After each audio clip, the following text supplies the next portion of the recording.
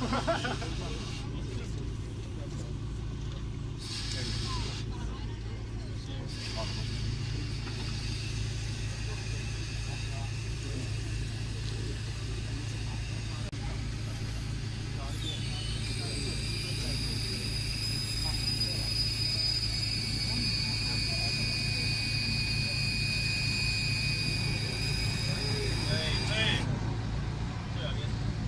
い、じゃあ、4つ返します。こ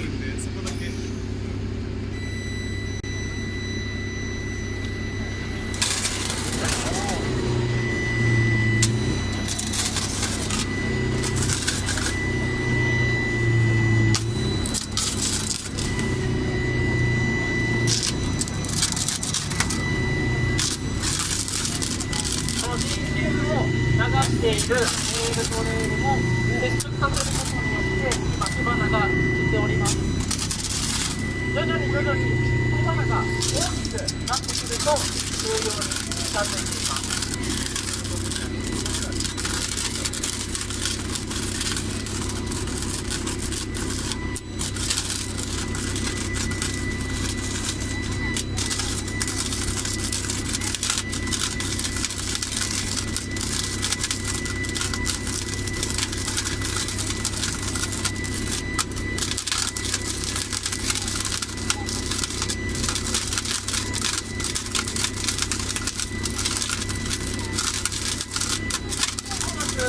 レールとレールがくっ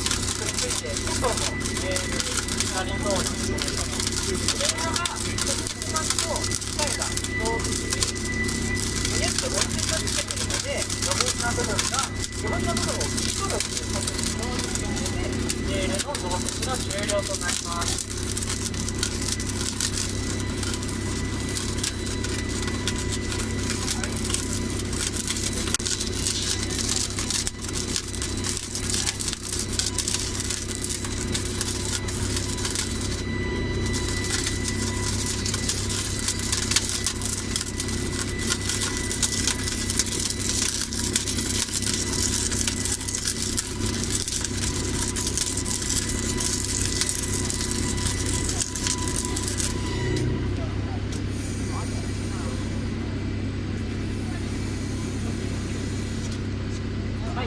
これで、レールの増設の作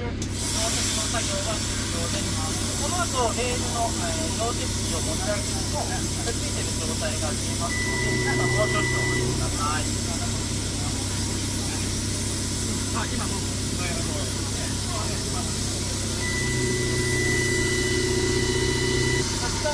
約6分間で終了しています。この機械が導入するまではガスを使ってレールを温めて溶接していたので、その1つするのに大体5分ぐらいか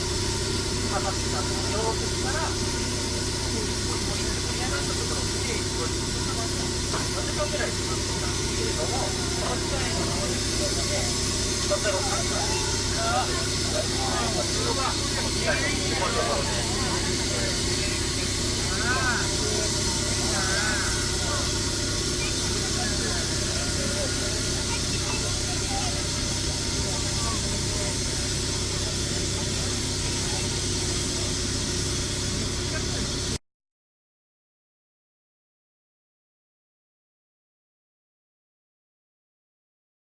ありがとうございました。